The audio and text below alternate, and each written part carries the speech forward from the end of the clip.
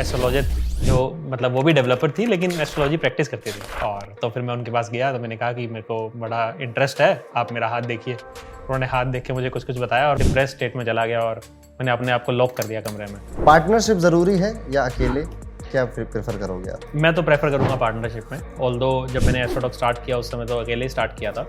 Partnership में इसलिए prefer करूँगा कि आपकी ना पर्सनल लाइफ में बहुत अप्स एंड डाउन्स आते हैं, और जब आपका कोई भी डाउन फेस आया ना पर्सनल लाइफ में तो आप बिजनेस पे फोकस नहीं कर पाएंगे। और आपका बिजनेस एक ऐसी गर्लफ्रेंड है ना कि उसको हर समय अटेंशन चाहिए। आपकी स्टोरी कुछ कुछ मैंने देखी है रील्स में, ठुकरा के मेरा प्यार मेरा इंतकाम देखोगी। इस पे एक बार मेरे पापा ने एक बार बात कही थी कि तुम्हें हमने इतना पढ़ा दिया है कि तुम इतने लायक हो गए हो कि कभी भी जाके कहीं भी जाके रोटी खा सकते हो। अब ये तुम्हारे पे है कि रोटी आपने आलू के साथ खानी है या पनीर के साथ। तो उस समय मैं किसी को डेट कर रहा था और एक दिन किसी बात पे लड़ाई हुई और उसने सामने से ऐसे बोल दिया कि my father drives a Mercedes and your whole family has not seen a car.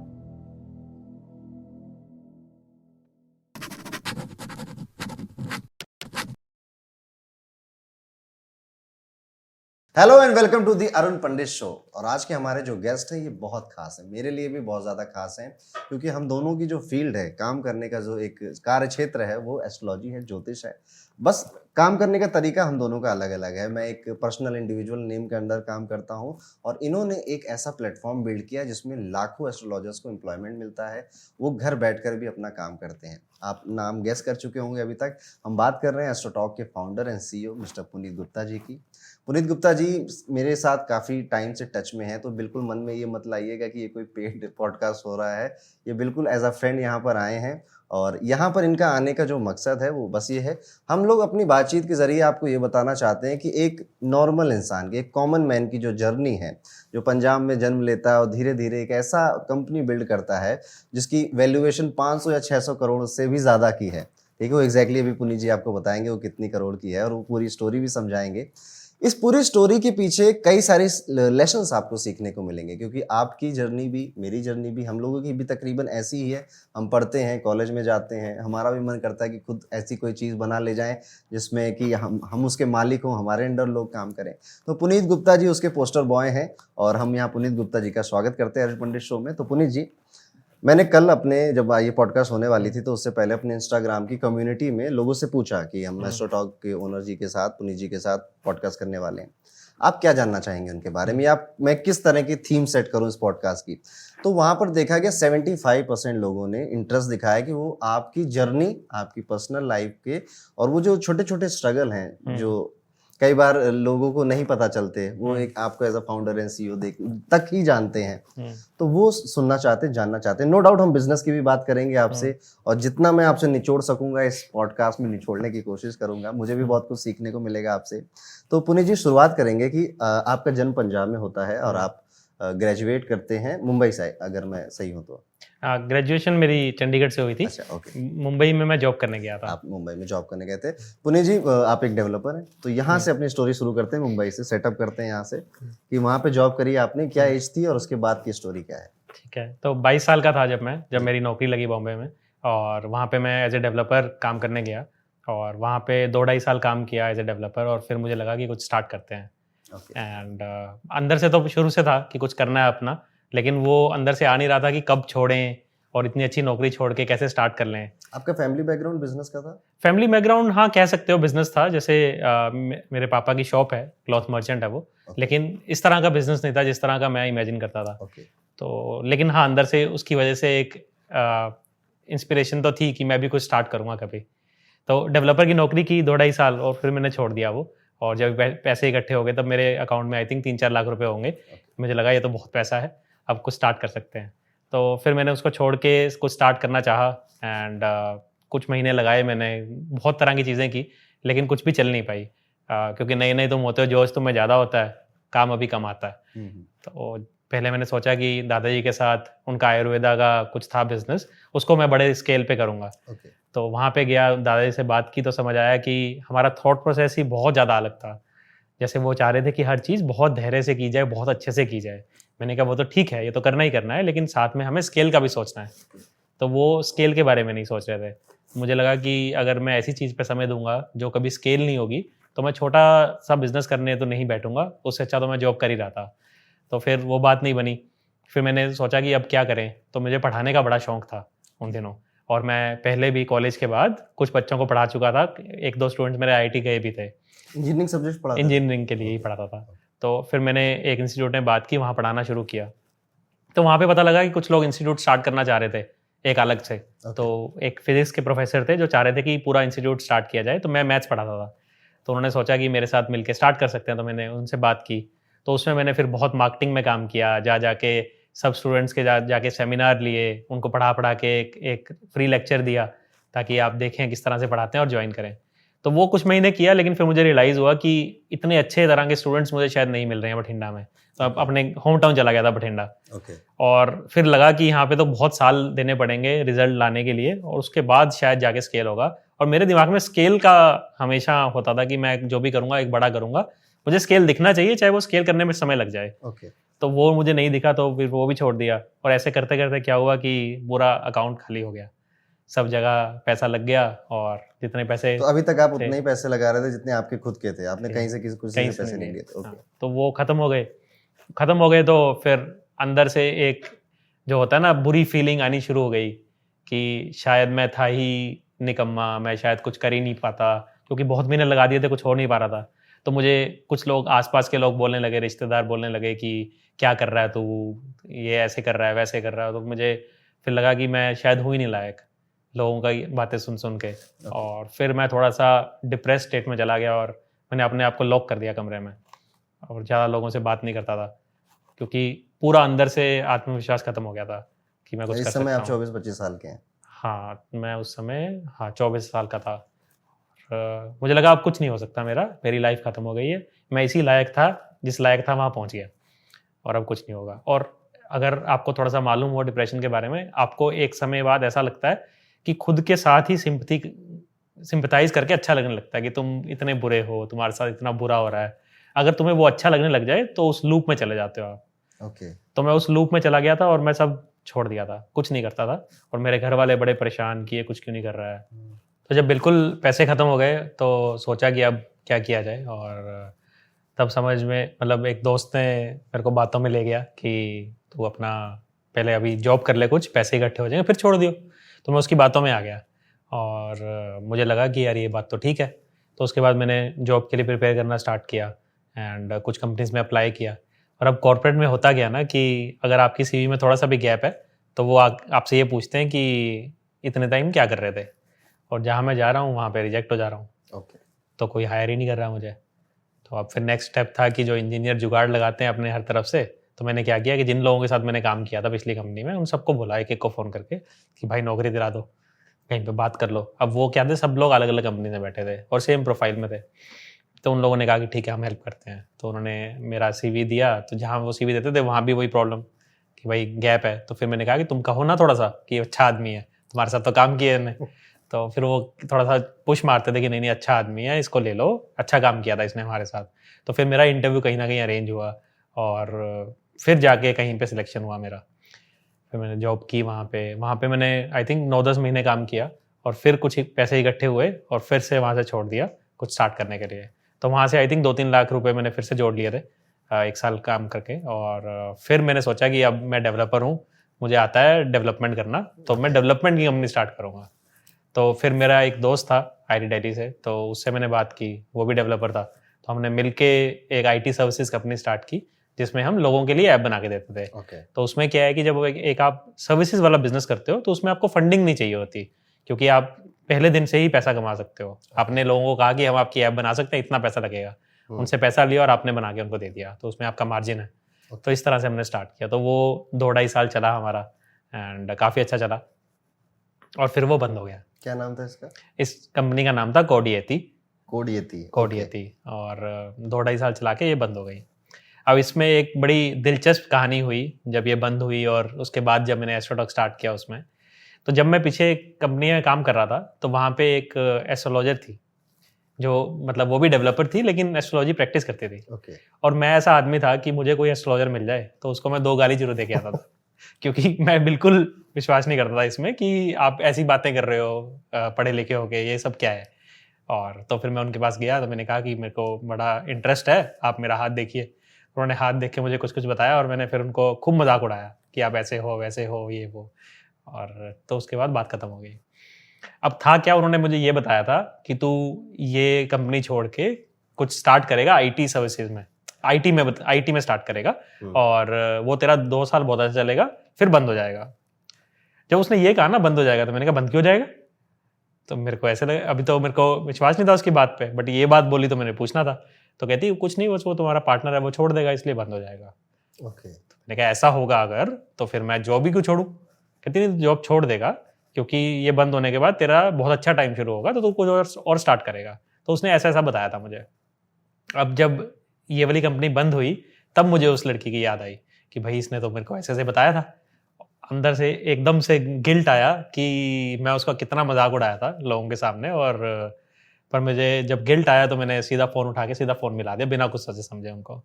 मैंने कहा कि आपने ऐसे ऐसे बताया था, और वो सामने से बोली आ गया बेटा वापस तू, तेरे को कहा था ना कि तू आएगा। मैंने कहा हाँ जी आ गया हूँ, अब मुझे समझ नहीं आ रहा मैं क्या करूँ। तो उनसे बात करते करते मुझे एक आइडिया आया कि क्यों ना मैं एक एस्ट्रोलॉजी की कंपनी स्टार्ट करूँ जहाँ पे इनके जैसे एस्ट्रोलॉजर्स हों जो सच में सही बताते हों। क्योंकि आप भी इसी लाइन में आप जानते होंगे, बहुत सारे लोग कहते हैं एस्ट्रोलॉजर है, लेकिन इतना अच्छा शायद नहीं जानते हैं। ये एक जितना मैं 3-4 साल से ऑनलाइन प्लेटफॉर्म पे काम कर रहा हूँ, एक त्रिस्कृत सब्जेक्ट है और इसके पीछे भी यही कारण है कि कई सारे एस्ट्रोलॉजर ऐसे आए जिन्होंने लोगों से सिर्फ पैसे लेने के चक्कर में उनकी इमोशंस का और उनकी मजबूरियों का बहुत फायदा उठाया।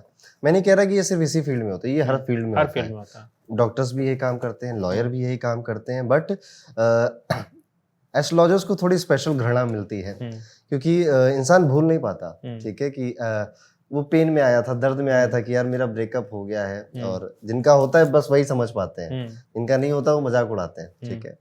और उसके बाद हम ये करवा देंगे वो करा देंगे। तो सच में ये बात सच है, झूठ बिल्कुल भी नहीं है कि लोग गाली देते हैं। ऐसी चीज़ों को देनी भी चाहिए, तो कस्टमर को भी मैं बिल्कुल गलत नहीं बोलूँगा। बस मैं एक डिफरेंस हमेशा बोलता हूँ बना के रखने के लिए कि एस्ट्रोलॉजर गलत हो सकते हैं पर एस्ट्रोलॉजी कभी गलत नहीं थी, वो आज भी ठीक है। आपको बस एक अच्छा टीचर या फिर एक अच्छा एस्ट्रोलॉजर चाहिए जो आपकी बातें बताए। बड़ी इंटरेस्टिंग चीज़ है आपकी लाइफ में कि आप प्राइवेट जॉब करते थे, आपने जॉब छोड़कर बिजनेस स्टार्ट करने के बारे में सोचा। कहीं ना कहीं आपका फैमिली बैकग्राउंड ऐसा था, पर वो भी ऐसा नहीं था कि कुछ बहुत बड़ा बिजनेस है।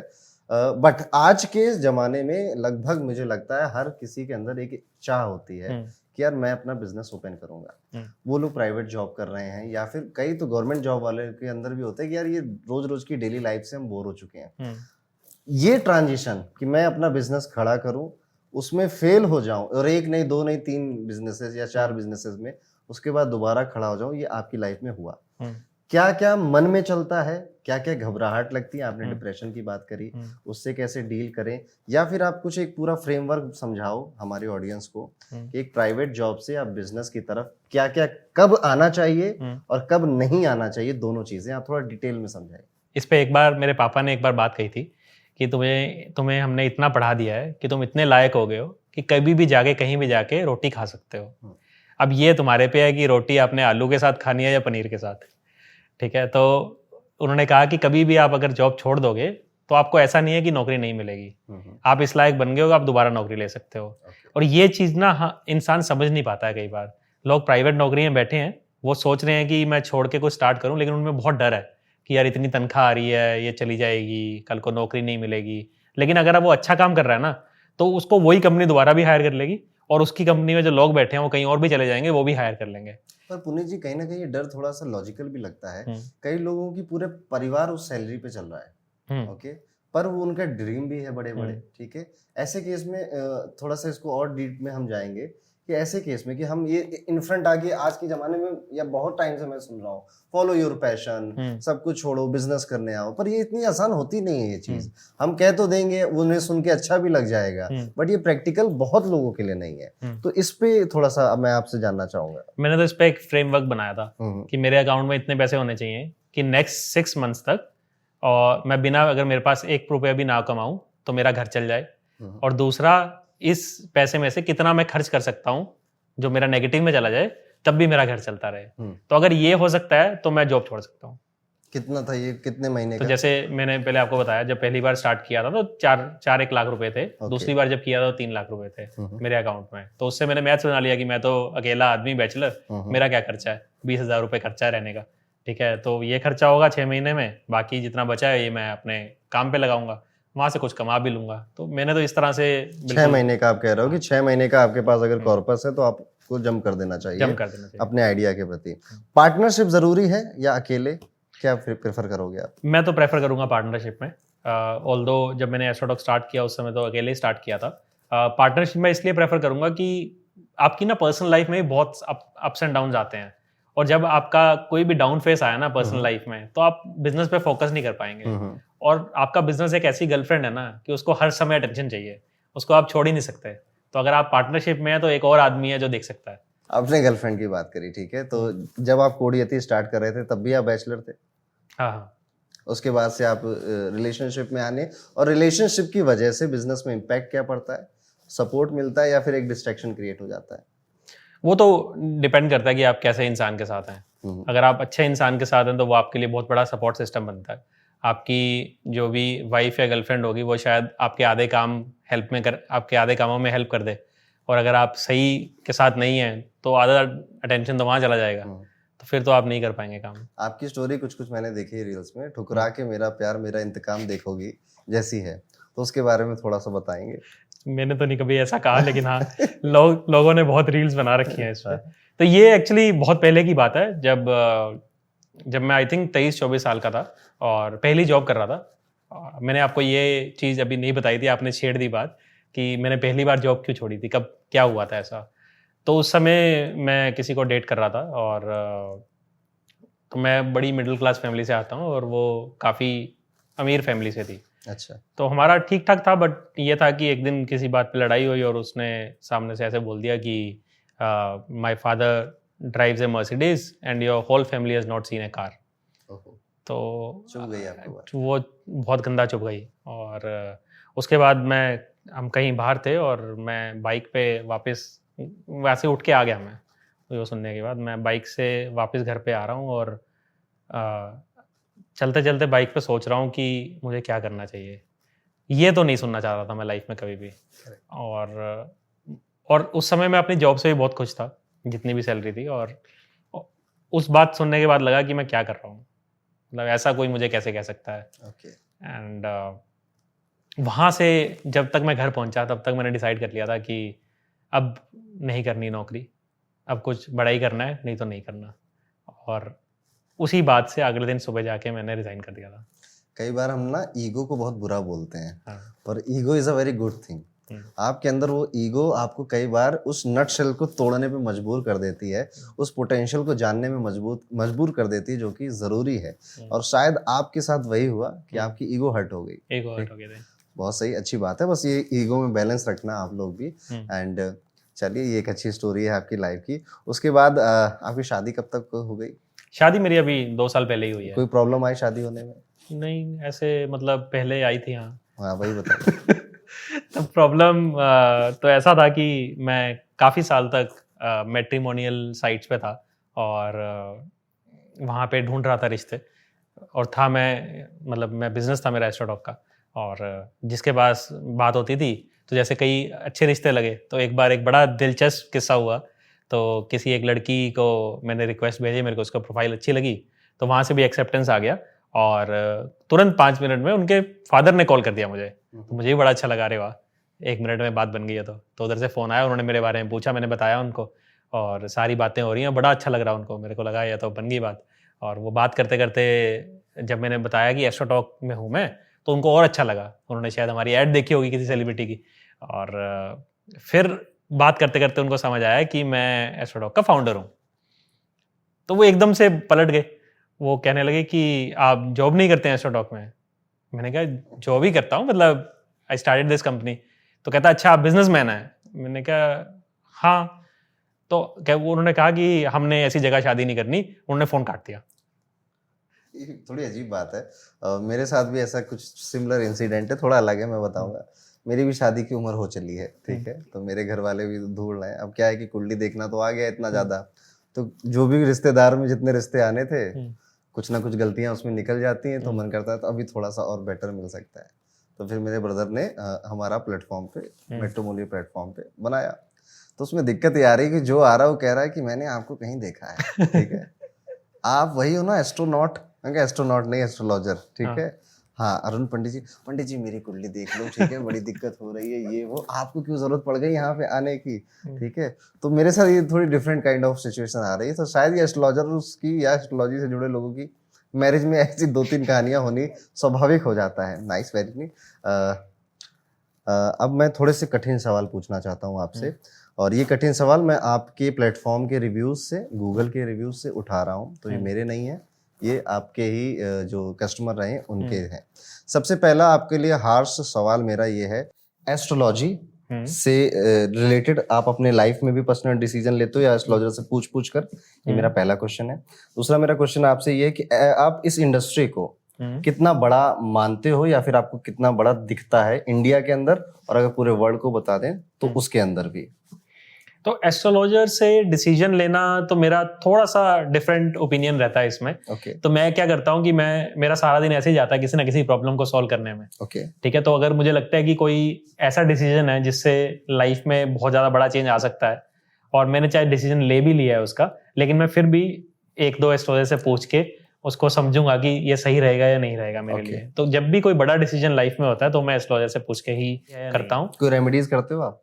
रेमेडीज भी करता हूँ। चलिए, वो पर्सनल मैटर है इनका। मेरे अकॉर्डिंग जो सही तरीका है एस्ट्रोलॉजी को लेने का, वो ये होना चाहिए कि आप अपना पाथ पूछो बस, कि मैं आज 2023 में बैठा हूँ, मुझे 5 साल का एक थोड़ा सा पाथ बता दीजिए, career wise, relationship wise and health wise. ये 3 चीजें आपके दिमाग में रहेंगी। उसके बाद हर एक पिन पॉइंट चीजों को शायद नहीं पूछना चाहिए, क्योंकि आप बहुत एंशियस हो जाओगे।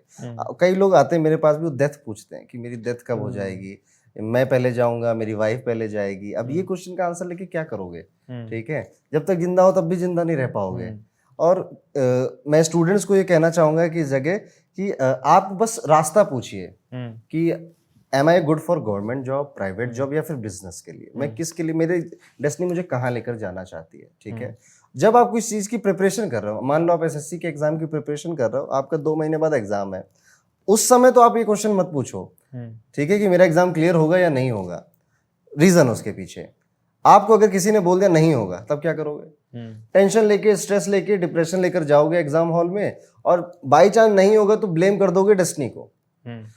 ज्योतिष की एक थोड़ी सी बात बताऊं, ज्योतिष में 12 घर होते हैं। तीसरा घर कहता है मेहनत करो, कर्म करो, और 9वां घर कहता है भाग्य बढ़ेगा, भाग्य की बात करता है। हर प्लेनेट की 7वीं दृष्टि होती है, तो तीसरे से 9वां लिंक होता है दृष्टि से, एस्पेक्ट से। तो हमेशा से आपका कर्म आपके भाग्य से लिंक है। तो यहाँ पर कई बार हमको ये भी समझना चाहिए, कोई मैजिक पिल नहीं है, कोई ऐसा जादू नहीं है कि कुछ हो जाएगा। How you perceive this subject, यही सबसे बड़ा मैटर है, यही सबसे बड़ा खेल है इस पूरे सब्जेक्ट का। तो पुनीत जी, हम आपके हार्श रिव्यूज के बारे में बात कर रहे थे। तो एक रिव्यू ये है कि एस्ट्रो टॉक में रिव्यूज डिलीट कर दिए जाते हैं, कितनी सच्चाई है इसमें? तो जैसे अगर आप एस्ट्रो टॉक को कंपेयर करो रिव्यूज से अमेजोन के, ठीक है, तो अमेजोन पे जो रिव्यूज होते हैं वो एक किसी प्रोडक्ट के बारे में होते हैं। जैसे एक कप रखा है, कप खरीदा तो कप के बारे में रिव्यूज हैं। एस्ट्रो टॉक पे जो रिव्यूज होते हैं वो किसी इंसान के बारे में है। तो इंसान के बारे में, जैसे मैंने पहले भी बताया कि एम्पैथेटिक होना बहुत जरूरी है। तो कई जगह पे क्या होता है कि कस्टमर्स ना कुछ गलत शब्द यूज कर लेते हैं रिव्यूज में। अब अगर वो ये कहें कि अच्छा एक्सपीरियंस नहीं रहा, या इनको एस्ट्रोलॉजी नहीं आती, या ऐसा कुछ कहें, तो हम डिलीट नहीं करते हैं। लेकिन अगर वो कुछ गाली गलौज करते हैं या कुछ ऐसा शब्द लिखते हैं जिससे एस्ट्रोलॉजर को पढ़ के एंग्जाइटी हो जाएगी, तो उस केस में हमें वो डिलीट करने पड़ते हैं, क्योंकि हम खुद भी एक ह्यूमन है, और ह्यूमन की हम साइकोलॉजी समझते हैं कि कोई ऐसे किसी को नहीं बोल सकता। Okay, fair enough. सो एक मेरा लास्ट क्वेश्चन है इस पॉडकास्ट को खत्म करने से पहले, कि अगर पुनीत गुप्ता जी से सब कुछ छीन लिया जाए, उनकी जो नॉलेज है ये रह जाए उनके साथ, पर कोई मनी नहीं, कोई एस्ट्रो टॉक नहीं, तो क्या काम करेंगे?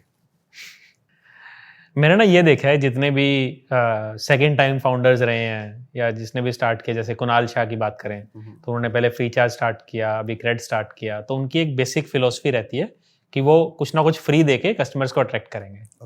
ठीक है, तो ऐसे मैंने देखा है कि हर किसी फाउंडर का ना कुछ एक बेसिक ट्रेट्स होते हैं, वो उसी तरह का काम करते हैं। जैसे मैंने पहले IT सर्विसेज किया, जिसमें मैंने लोगों का काम करके दिया और पैसा लिया। सर्विसेज दी। एस्ट्रोटॉक में क्या किया कि मैंने एस्ट्रोलॉजी को एक सब्जेक्ट लिया जहाँ पे कस्टमर से पैसा लिया और एस्ट्रोलॉजर से बात करा दी, तो एक सर्विस थी। ठीक है, तो अगर मैं दोबारा से अगर कुछ स्टार्ट करूँगा, हाँ पहले तो मैं कुछ स्टार्ट करूँगा फिर से मैं कुछ सर्विसेज साइड पे प्रोडक्ट स्टार्ट करूँगा जहाँ पे हम कुछ सर्विस दे रहे हैं, किसी की लाइफ में वैल्यू ऐड कर रहे हैं कुछ हम बना के, तो वैसा कुछ दोबारा से स्टार्ट किया जाएगा। और हाँ आई थिंक अब स्टार्ट करूँगा तो मे बी फंडिंग उठाना भी बड़ा ईजी हो, क्योंकि लाइफ में कुछ करके दिखा दिया है, और वो फंड्स उठा के फिर आई विल स्टार्ट समथिंग जो कि सर्विसेज लाइन में होगा। इस पॉडकास्ट के एंड में मैं आपको भी बताना चाहूँगा कि मैं अकल्ट गुरुकुल में, हमारी एक कंपनी है अकल्ट गुरुकुल, जिसमें मैं और मेरे जैसे कई अच्छे टीचर्स हैं जो कि इस सब्जेक्ट की in depth knowledge live classes में सिखाते हैं। रिकॉर्डेड वाला सीन अभी हमने स्टार्ट नहीं किया है, क्योंकि ये सब्जेक्ट ऐसा है ना, मैं अक्सर बोलता हूँ एस्ट्रोलॉजी आपको चूज करती है कि तुम सही बंदे हो मुझे सीखने के लिए। और मेरे बैचेस में भी कई लोग आते हैं, वो देख भी रहे होंगे तो कमेंट करके बताएंगे। सो इन लोगों का भी यही है कि कुछ लोग पार्ट टाइम जॉब करना चाहते हैं, कि एक तो हमारी जॉब चली रही है, कुछ हाउसवाइफ्स हैं जो कि अच्छा खासा उनका घर है, उनके हस्बैंड अर्न कर रहे हैं, बट वो चाहती है कि हम भी कुछ करें अपने लिए। ओके, तो क्या एस्ट्रोटॉक इसमें हेल्प कर सकता है उनकी? बिल्कुल कर सकता है, और हम तो हमेशा अच्छे एस्ट्रोलॉजर ढूंढते फिरते हैं, और बड़ा मुश्किल है अच्छे एस्ट्रोलॉजर ढूंढना। और अगर आप खुद ही एक इतने बड़े ब्रांड हैं और आप अगर कहेंगे कि ये स्टूडेंट्स अच्छे हैं और शायद आपके सर्टिफाइड भी होंगे, तो हम बिल्कुल उसमें इंटरेस्टेड होंगे कि हम एक इंटरव्यू लेंगे उनका, वो क्लियर होता है तो वी वुड लव कि अगर वो आके हमारे साथ काम करें। और मेरे स्टूडेंट्स तो बहुत इजीली इंटरव्यू क्रैक कर लेंगे, तो आप एस्ट्रोटॉक में अप्लाई कर सकते हैं अगर आप चाहते हैं कि जॉब आपको चाहिए। सो एस्ट्रोटॉक रेडी है, अकल्ट गुरुकुल भी रेडी है। पुनीत जी, मेरा नेक्स्ट क्वेश्चन आपसे है कि अब बिजनेस पर्सन जो हैं, जो कि अभी पर्दे के पीछे हुआ करते थे, अब वो सोशल मीडिया पे आ रहे हैं, जैसे असनीर ग्रोवर हैं, वो इन्फ्लुएंसर बन रहे हैं और वहाँ से भी अपनी मार्केटिंग कर रहे हैं, और ऐसे कई सारे लोग हैं। आपका नाम भी उसमें ऐड होता है कि अब आपका भी पर्सनल एक इंस्टाग्राम है और उसमें भी आप अपनी स्टोरी सुनाते हैं। तो ये कोई स्ट्रेटजी है या फिर ये कुछ ट्रांजिशन देखने को मिल रहा है? इसका फायदा क्या है, नुकसान क्या है? इसमें एक बार एक मेरे साथ वाकया हुआ था जिससे मुझे लर्न किया मैंने कि ये क्यों करना चाहिए। तो एक बार क्या था, मैं ऑफिस से आया और कुछ काम कर रहे थे, उस दिन वो हुआ नहीं, तो मैं थोड़ा सा इरिटेटेड भी था, और कोरा मैं बहुत पढ़ता था। तो कोरा मैं पढ़ रहा था, उसमें एक क्वेश्चन आया, मैं कभी लिखता नहीं था, तो कोरा का क्वेश्चन पढ़ा, मैं उस पर लिखने लग गया, और मैंने लिखा और लिखते लिखते रियलाइज़ नहीं किया कि मैं आधा घंटा लिख रहा हूँ, और बहुत बड़ा आंसर लिख दिया मैंने। और लिख के सबमिट मारा मैंने, पढ़ा भी नहीं उसको, सबमिट मार के फिर मैं थोड़ा आराम करने के लिए बालकनी में जाके बैठ गया। और जब मैं रूम में आया, देखा मेरा फ़ोन बज रहा है लगातार मैसेजेस से, पूरा नोटिफिकेशन से फुल हो गया आधे घंटे में। मैंने कहा ये क्या लिख दिया मैंने, कुछ तो कांड कर दिया आज लाइफ में। और देख रहा हूँ कि सारे इतने अच्छे अच्छे मैसेजेस आ रहे लोगों के, इतने पॉजिटिव मैसेज आ रहे सब लोगों के कि हम आपकी स्टोरी से रिलेट करते हैं। मैंने उसमें अपनी स्टोरी लिखी थी, कहाँ जैसे मेरा एक टाइम ऐसा आ गया था कि मेरे पास खाने के पैसे नहीं थे, ज़मीन पे से आके सो रहा था मैं, जब मैंने स्टार्ट किया था, जब पैसे खत्म हो गए थे, और फिर वहाँ से करते करते कब यहाँ तक पहुँचा मैं। और उससे इतना प्यार मिला लोगों का, और लोगों का प्यार मिलने से क्या हुआ, हमारे बिजनेस में भी बहुत फ़ायदा हुआ, जो मुझे नहीं पता था। और मैंने तो प्यार के लिए भी नहीं किया था, मैंने तो फ्रस्ट्रेशन निकालने के लिए लिख दिया था। बिजनेस में इतना फ़ायदा हुआ कि उस दिन हम 10,000 दिन की रेवेन्यू कर रहे थे, और with in a few days, like 3-4 days, 50,000 per day की रेवेन्यू पे आ गए, क्योंकि लोगों को मेरे पे विश्वास हुआ। तो बाद में मैंने पढ़ा इसके बारे में, तो समझ आया कि जो इंसान है ना, वो ह्यूमन से ज़्यादा रिलेट करते हैं एज कम्पेयर टू बिजनेस। ठीक है, तो जब उसको बिजनेस के पीछे के ह्यूमन की स्टोरी पता लगी, तो उन लोगों को ट्रस्ट हुआ कि ये जेन्युइन आदमी है, ये बिजनेस भी जेन्युइन होगा, तो हम ये यूज़ करके देखते हैं। तो उससे हमारे बिजनेस में बहुत फ़ायदा हुआ। तो यही एक रीज़न है जहाँ पे आज ये लोग, बहुत सारे जो फाउंडर्स हैं, वो ये रियलाइज़ कर चुके हैं, और वो अपनी स्टोरी शेयर करना चाहते हैं, अपने आप को सामने रखना चाहते हैं। जितने ज़्यादा लोग उनको जानेंगे, उतना बिजनेस में भी बाद में जाके फ़ायदा होगा। इसी को शायद पर्सनल ब्रांडिंग कहते हैं, ठीक है। और ये एक अच्छी चीज तो है, मेरे साथ तो यही है, सब कुछ है। तो पूरा मेरा तो बिजनेस का नाम भी मेरा ही नाम है, ठीक है। तो बट इसके साथ एक साइड वो भी है, इसका क्या कहेंगे कि इसका एक कॉन्स है कि जब आपका बिजनेस आपके चेहरे पे ही चल रहा होता है, तो शायद ये इन्वेस्टेबल बिजनेस नहीं होता, कि अगर आपको कुछ हो गया लेट्स सपोज, ठीक है, तो फिर ये बिजनेस कैसे चलेगा। तो क्या इसमें कुछ कहना चाहेंगे आप? जैसे मैंने बिल्ड किया है, वो मेरे चेहरे पे नहीं चलता, बिजनेस तो एस्ट्रोटॉक नाम से ही चलता है। मैं बस अपनी स्टोरीज शेयर करके लोगों को ये बता रहा हूँ कि उसके पीछे कौन है। तो मेरे होने ना होने से बिजनेस पे इम्पैक्ट नहीं होता, लेकिन मेरी स्टोरीज जानने से लोग और ज़्यादा ट्रस्ट करते हैं बिजनेस में। मेरा नेक्स्ट क्वेश्चन पुनीत जी आपसे ये है कि रिटेंशन, कस्टमर रिटेंशन बड़ा ज़रूरी होता है हर बिजनेस के लिए, वो कितना है और किस तरह के लोग वापस आते हैं आपके पास? ओके, ये काफ़ी इंटरेस्टिंग सवाल है। मुझे बहुत सारे इन्वेस्टर्स पूछते हैं ये वाली चीज़। तो हमारा रिटेंशन कुछ 20% के आसपास रहता है। तो जितने भी कस्टमर्स ऐप पे आते हैं उसमें से 20% रिटेन हो जाएंगे। अब 20% सुनने में बहुत कम लगेगा, लेकिन दुनिया के जितने बिजनेसेस हैं वो कुछ 15% के आसपास रहते हैं। हम 20% से ऊपर हैं। तो हमारा business as compare to all other businesses, बड़े बड़े बिजनेसेस जो आप ऐप यूज़ करते हो उनकी बात करें, बहुत अच्छा है, बहुत सुपीरियर है। और इसमें फिर हमने जाके देखा कि कौन से कस्टमर्स हैं जो यूज़ कर रहे हैं, 20% कौन से हैं और 80% कौन से हैं। तो हमें बड़ी एक दिलचस्प सी चीज़ निकल के आई कि जब कस्टमर ऐप पे आता है ना, उसको लगता है एस्ट्रोलॉजर ना सिर्फ ये बता पाएगा कि मेरी शादी इनसे होनी चाहिए या नहीं होनी चाहिए, या शादी किस दिन होगी। उनको ये नहीं पता कि एक एस्ट्रोलॉजर इससे ज़्यादा बातें बता सकता है। तो जो 20% रिटेन हुए हैं ना, उन्होंने भी आके सेम ही क्वेश्चन पूछा था कि मेरी शादी कब होगी, लेकिन एस्ट्रोलॉजर ने कुछ ज़्यादा बता दिया उनको। जैसे बता दिया कि आपकी जिनसे शादी होगी उनकी कास्ट शायद डिफरेंट होगी, या उनकी हाइट इस तरह की हो सकती है, उनके लुक्स ऐसे हो सकते हैं, वो इस जगह पे काम कर सकते हैं, या उन्होंने कहा कि शादी के बाद आप शायद फॉरेन लैंड में चले जाएंगे। जब उन्होंने ये सब सुना तो उनको समझ आया कि यार एस्ट्रोलॉजर तो बहुत चीज़ें बता सकता है, तो मैं इस पे और क्वेश्चन पूछ सकता हूँ। तो ये कस्टमर्स बार बार और क्वेश्चंस पूछने लगे और फिर वहाँ से रिटेन होना शुरू हो गई, क्योंकि उनको लगा कि मैं अपनी लाइफ की हर प्रॉब्लम, हर कन्फ्यूजन एक एस्ट्रोलॉजर से जाके पूछ सकता हूँ। और जो 80% नहीं कर पाए, उनको शायद इतनी वैल्यू उस टाइम में नहीं मिली, उनको सिर्फ आंसर मिला, तो वो आंसर लेके चले गए। अब इस पूरे पॉडकास्ट का सबसे इम्पोर्टेंट क्वेश्चन मैं आपसे पूछ रहा हूँ, आप गाड़ी कौन सी चलाते हैं? गाड़ी अभी मैंने थोड़ा समय पहले ही रेंज रोवर ली है। डिफेंडर? नहीं, इवॉक। इवॉक, ओके। इसके पीछे की कोई कहानी, यही गाड़ी क्यों ली आपने? गाड़ी क्यों ली? गाड़ी एक्चुअली इससे पहले मेरे पास i10 थी और मैं बड़ा खुश था उसी से भी, और मेरा प्लान नहीं था कुछ लाने का, लेकिन उसको 5-6 साल हो गए थे तो थोड़ी थोड़ी खराब होने लगी थी। तो एक दिन जाके किसी बड़े शोरूम के बाहर खराब होगी वो। अच्छा। तो जैगुआर का शोरूम था, उसके बाहर खराब होगी। तो मेरे ऐसे मन में आ गया कि मैं ले तो सकता हूँ बढ़िया गाड़ी, मैं ले नहीं रहा था, यहाँ पे खराब हुई, चलो देख लेता हूँ गाड़ी कैसी होती है। तो मैं चला गया अंदर शोरूम में, तो वहाँ पे अब मैंने पाई थी निक्कर और पीले रंग की चप्पलें, और गंदा सा बन के गया था, मैं कहीं जा रहा था सब्जी वब्जी लेने। तो फिर वहाँ पे मैं अंदर चला गया तो उन्होंने देखा ये पता नहीं कौन आदमी आ गया। उन्होंने पूछा कि पहले गाड़ी कौन सी चलाते हो? मैंने कहा i10। उनके पास क्या है कि अगर कोई भी बंदा लेने आता है तो वो बड़ी गाड़ी चला रहा होता है, छोटी गाड़ी नहीं चला रहा। तो उसको लगा कि ये ले तो पाएगा नहीं, तो उसने मेरे से पूछा कि कौन सी गाड़ी लेनी है। मैंने कहा मैं तो देखने आया हूँ, अच्छी लगी तो अभी ले जाऊंगा, लेकिन मुझे दिखाना वही जो अभी मिल जाए मेरे को, ऐसे मत देना कोई वेटिंग वाली। तो ऐसी कोई गाड़ी है? कहते रेंज रोवर है। तो मैंने कहा अच्छा दिखा दो। उसको लगा रेंज रोवर बोल के डरा दूंगा, चला जाएगा। तो उसने दिखाई गाड़ी, तो मैंने कहा हाँ पसंद है मेरे को, तो ले लेते हैं। तो कहता कितने का लोन लोगे? मैंने कहा लोन ले लूँगा मैं, अभी चेक काट दूंगा। और उसको लगा कि ऐसे ही फालतू बातें कर रहा है, तो मेरे को पसंद आई, तो फिर मैं उसी दिन चेक काट के ले आया गाड़ी। पुरी जी, कुछ बुक्स रिकमेंड करेंगे आप हमारी ऑडियंस के लिए जो बिजनेस करना चाहते हैं, या आपने जो रिसेंट में पढ़ी हो? रिसेंट में मैंने 2-3 किताबें जो पढ़ी हैं वो बता देता हूँ। और मैं कैसे बुक्स पढ़ता हूँ, तो मेरे को अगर कोई प्रॉब्लम आती है तो उससे रिलेटेड मैं बुक ढूंढता हूँ कोई अच्छी, उसको बारे में पढ़ता हूँ। तो जैसे एक बार मेरा बड़ा मन था कि लोगों की साइकोलॉजी समझी जाए, बॉडी लैंग्वेज समझी जाए, तो उस पर मैंने फिर उस पर एक बुक पढ़ी, व्हाट एवरी बॉडी सेज। तो जिसमें ये बताया जाता है कि बॉडी लैंग्वेज से हम कैसे रीड करते हैं कि इंसान अंदर से कैसा है। फिर मार्केटिंग में मेरे को बहुत इंटरेस्ट है, तो उसमें मैं रिसेंटली अभी एक पढ़ रहा हूँ, मार्केटिंग मेड सिंपल, जिसमें ये बताया कि 99% लोग मार्केटिंग गलत कर रहे हैं, क्योंकि वो बड़ी डिफिकल्ट मार्केटिंग करते हैं, बड़ी सिंपल तरीके से जो चीज़ें की जाती हैं वो लोगों को समझ आती हैं। हाँ, उसके अलावा एक बुक है जो मेरी फेवरेट है, वो है hard things about hard things. तो वो स्टार्टअप पे है कि फाउंडर्स को क्या क्या प्रॉब्लम्स के थ्रू जाना पड़ता है, उसको कैसे टैकल करना पड़ता है। वो मैंने बहुत पहले पढ़ी थी और वो one of the favourite books है मेरी। कोई ऐसी टिप्स आप देना चाहें उस व्यक्ति को जो अभी जॉब कर रहा है, या फिर उस स्टूडेंट को जो जिसका प्लान है कि मैं भी एक बिजनेस करूंगा आगे चलकर, कोई 3 चीजें जो आपने अपनी जर्नी से सीखी हो कि यार इस चीज के लिए तैयार रहो, इस चीज को सीख लो, और इस चीज को भूल जाओ, इसको छोड़ना पड़ेगा, इस टाइप में जो भी आप कहना चाहें? तो एक तो स्किल इंप्रूवमेंट होता है। जैसे मुझे लगा रहा था कि जो मेरे में प्रॉब्लम थी, जैसे मैं कॉलेज में था तो मैंने आइडेंटिफाई किया कि मुझे इंग्लिश नहीं बोलनी आती। तो मैंने उस पर बहुत काम किया, इंग्लिश बोलना सीखा, बात करना सीखा।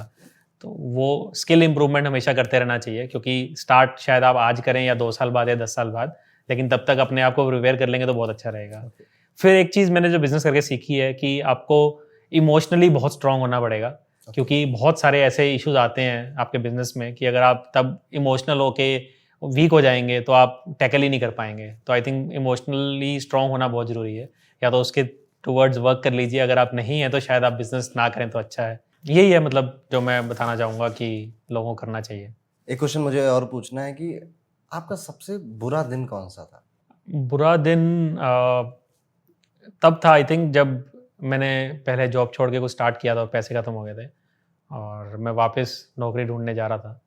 और बॉम्बे में जब था तो मेरे पास पैसे नहीं थे और मैं घर वालों को बोल के चला गया था कि मेरी बहुत अच्छी नौकरी लगी है, जबकि लगी नहीं थी। तो तब ना तो खाने के पैसे थे ना रहने के, तो उस समय मैं किसी दोस्त के घर पे ज़मीन पे जाके सोता था, एक कोना पकड़ के, और बेड भी नहीं था सोने का, ना घर था। खाने के लिए मतलब ऐसे था कि पैसे नहीं थे तो ब्रेकफास्ट स्किप कर देता था, चाय में ज़्यादा चीनी डाल के ताकि दोपहर तक चल जाए। और दोपहर में एक कोई जगह थी जहाँ पे 15 रुपए का खाना मिलता था भरपेट, तो वहाँ पे खाता था और वही मेरी फुल डे मील रहती थी। और शाम को थोड़ा बहुत ब्रेड व्रेड खा ली और ऐसे चल गया।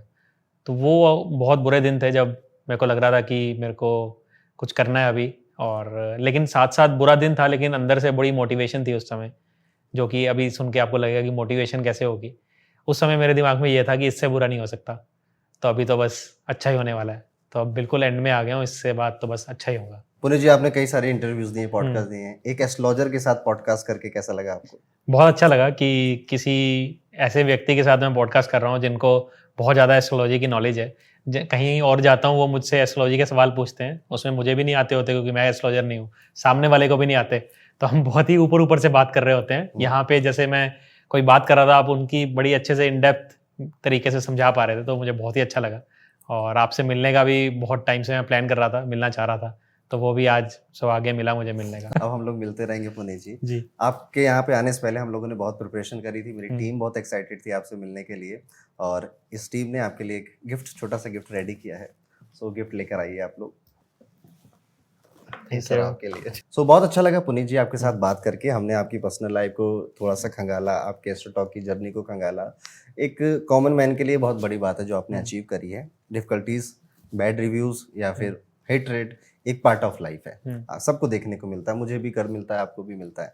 सो आप यहाँ तक आए, भगवान करे आप बहुत आगे जाएं